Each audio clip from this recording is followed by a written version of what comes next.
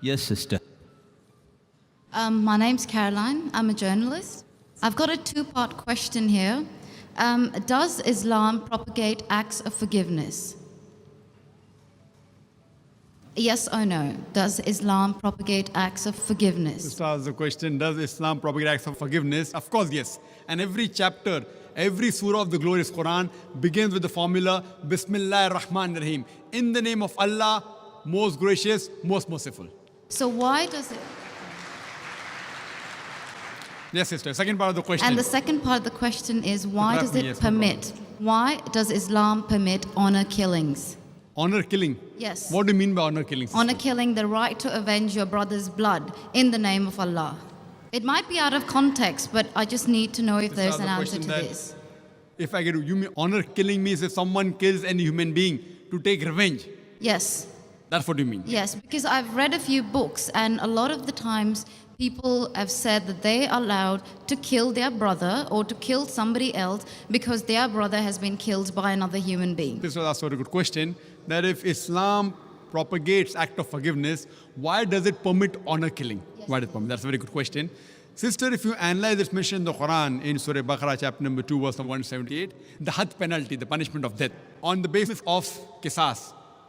And Allah also says in the Quran, in Surah Ma'idah, chapter number 5, verse number 32, if anyone kills any other human being, whether it be Muslim or non-Muslim, unless it be for murder or for creating mischief in the land, it is as though he has killed the whole of humanity. So as a general rule, if any human being kills any other human being, it is as though he has killed the whole of humanity, except under two circumstances. Unless it is for murder or for creating mischief in the land.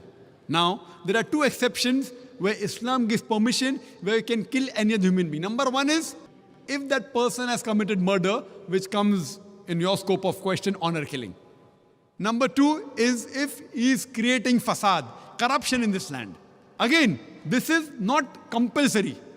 If someone kills someone, it's not compulsory he has to be killed. Islam also says that if the relatives of the person who has been killed, if they take blood money, if they forgive the killer, that person who has killed can be forgiven. But under normal circumstances, if he's killed someone and if I want death on that, because for death, again the punishment is death.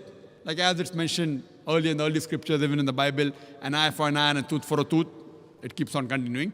Here what we realize, that suppose I know of a human being who's killing other people, innocent human being. If I don't kill him, he will keep on killing other human beings. So that law is not only in Islam, it's the law of most of the countries. That if homicide is done, if someone has murdered someone, in many countries, he should be put to death or there's life imprisonment. Even in Islam, that if he's killed someone, if required, he can be killed. But the relatives of the person even can forgive the person, if they want. If they want, they can forgive the murderer. But if they want that he should be put to death, then he'll be put to death. And the second case where a person can be killed is if he's causing corruption in the land. For example, if someone is committing rape. Now rape is nothing but causing corruption in the land. So in this case, that person should be put to death. Because the sin is so heinous. It is such a big crime that there is no other punishment but death penalty.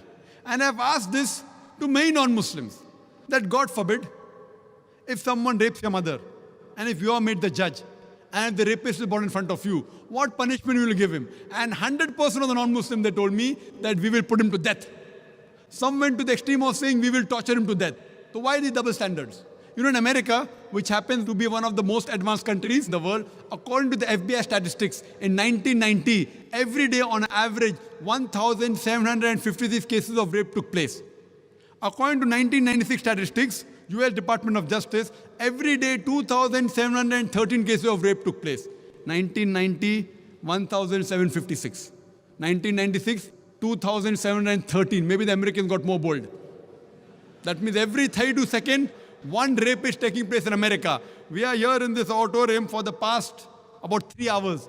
Already more than 300 rapes may have taken place in America. So Islam has a system of hijab, which I mentioned in my talk. That when a man looks at a woman, he should lower the gaze. The woman should follow the Islamic hijab, which I mentioned earlier. After that, if any man commits rape, he gets capital punishment. Even the American law says that 7 years rigorous imprisonment for a rapist, but most of the time he's let free. So when you ask even a non-Muslim what punishment will you give, 100% say will put him to death. There was one American who was a smart aleck.